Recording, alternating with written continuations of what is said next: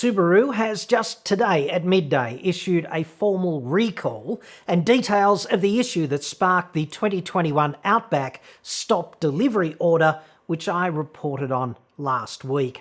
That's next.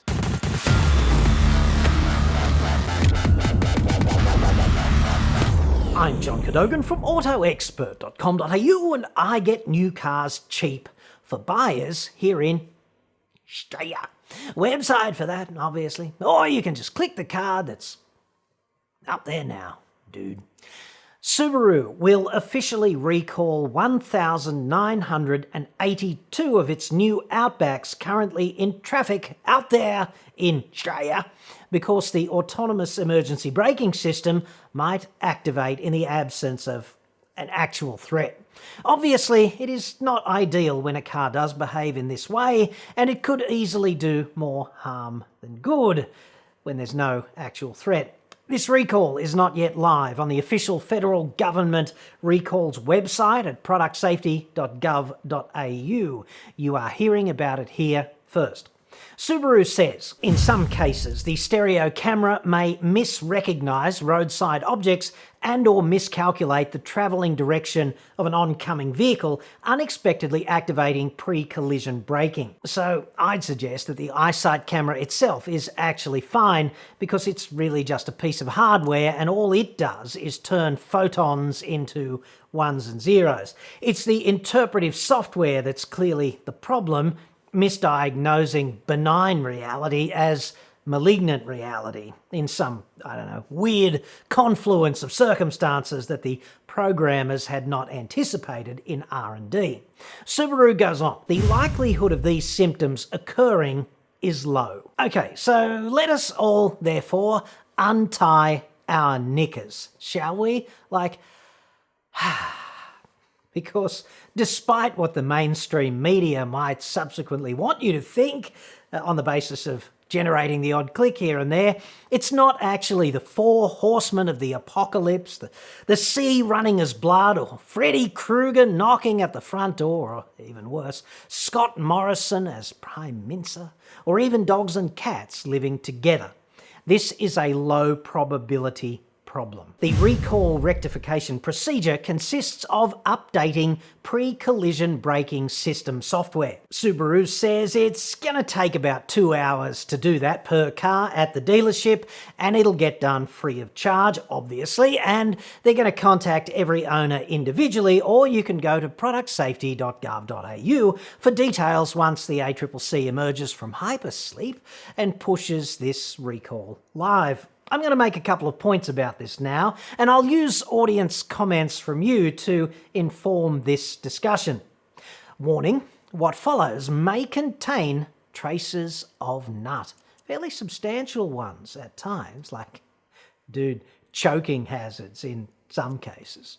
Now, firstly, to all of you geniuses who had your own bespoke flavour of this inherently nutty advice, if that's the right word, like Ray Wolfwinski here. Yes, sir, I'm not an auto expert. Just wait till you see that Subaru will be shutting down global car production for a few months because of parts shortage. That's a reason for the stop sale. Software is not the issue because all the cars run the same modules. They don't have the parts to make them, so they can't take more orders. Soon it will hit the other car lines. Okay, well done there, Ray, and to all you other similarly flavoured nuts. Even if production stopped, they would continue to take all the orders they could because that's how the car industry rolls. And software is, in fact, the issue du jour, and facts matter.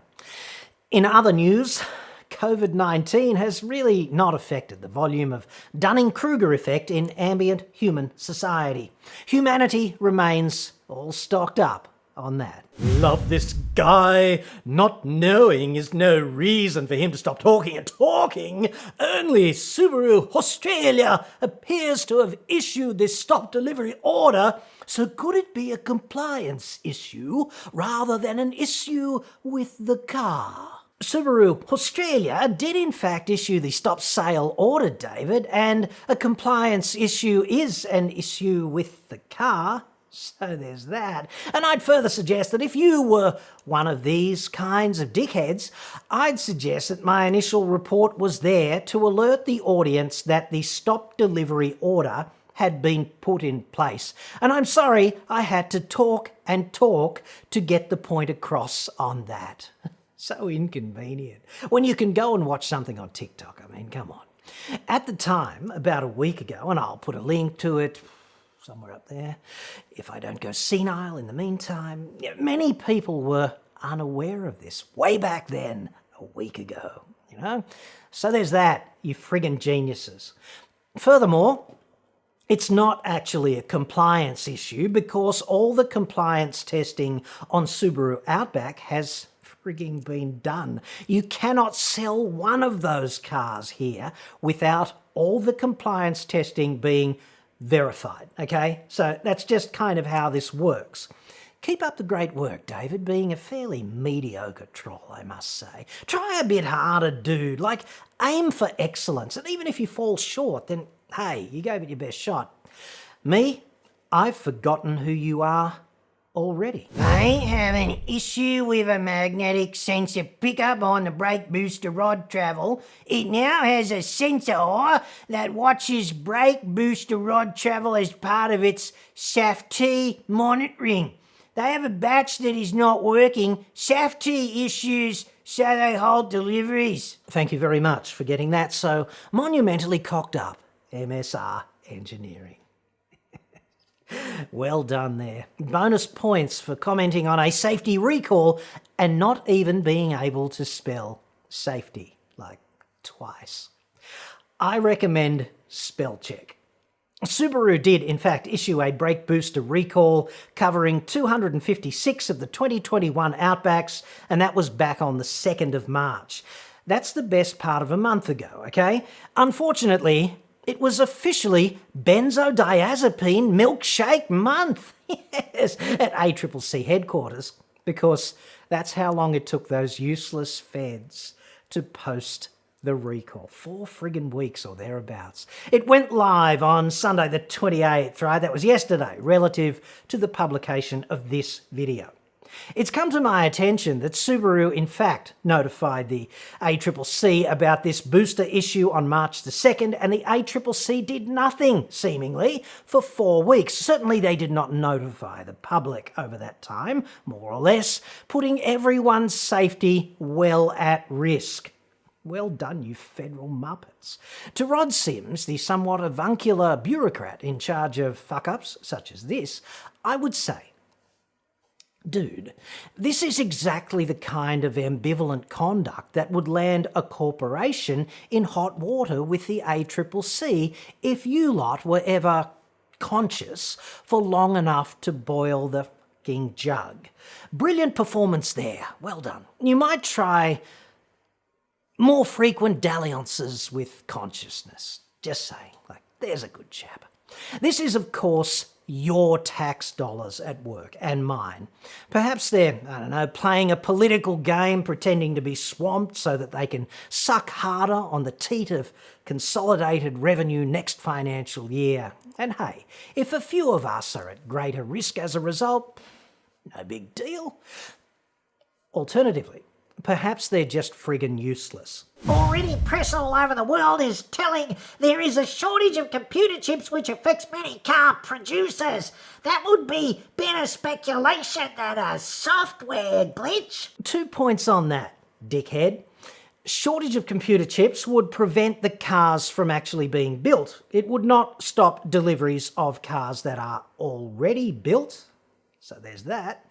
As for a chip shortage being, quote, better speculation than a software glitch, the only problem with your quaint hypothesis is it's actually a friggin' software glitch, and the facts actually matter. For all the hypochondriacs out there, I still had my 2021 delivered today. It's only a batch and it's tied to an incident with an employee. Litigation and genuine safety are the motivation, not the dribble this bloke is spreading. Golly gee, Zimbabwe, I think he means me. The modern information delivery system fractures the epistemology of reality. That would be its worst salient feature. In the YouTube comments ecosystem, of course, the people are represented by two separate yet equally important groups. People who use actual facts and dudes who just make shit up. These are their stories. Any updates on this? We were due to pick up our 2021 Outback yesterday. Calls to Subaru dealer now going through to the keeper. Stopping deliveries with no explanation for 3 days. What sort of PR strategy is this? Di Webster there, for whom I feel some empathy/sympathy. Not a nut. And to Di, I would say, I understand that this kind of thing is frustrating, but it's not a PR strategy, and yeah, the dealer could pick up the phone a bit better, perhaps, but it's really a public safety strategy. That's what's happening here. And yeah, it is both inconvenient and also the right thing to do. This software upgrade is also being applied to cars at the end of the production line and all the way along the supply chain, culminating in the delivery suite at your local Subaru dealer. And they have rolled this out pretty damn quickly. There's a lot of work going on in the background here. People really are scrambling to get this done. They have to identify the signals that are misinterpreted by the current system and then develop code that's really not susceptible to misinterpretations of this nature, whatever it really is. By develop it, I mean they have to write it and test it because their faces are already somewhat eggified and the safety clock is still ticking.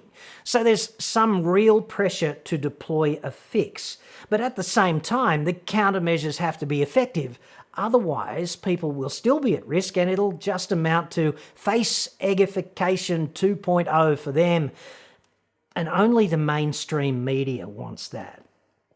To Di and hundreds of pending Outback owners like her, I'd say this is unfortunate, but you have to take a deep breath on this and see it in perspective. You want the car to be right, they do too, and they're on it. It really is that simple. It's going to be interesting to see exactly how much time the ACCC sits around asleep before pushing this recall live. I was made aware of the details here through my contacts at Subaru Australia, straight off the carrier pigeon from Japan, at around the same time as the ACCC was alerted. That would be at about midday today, the 29th of March.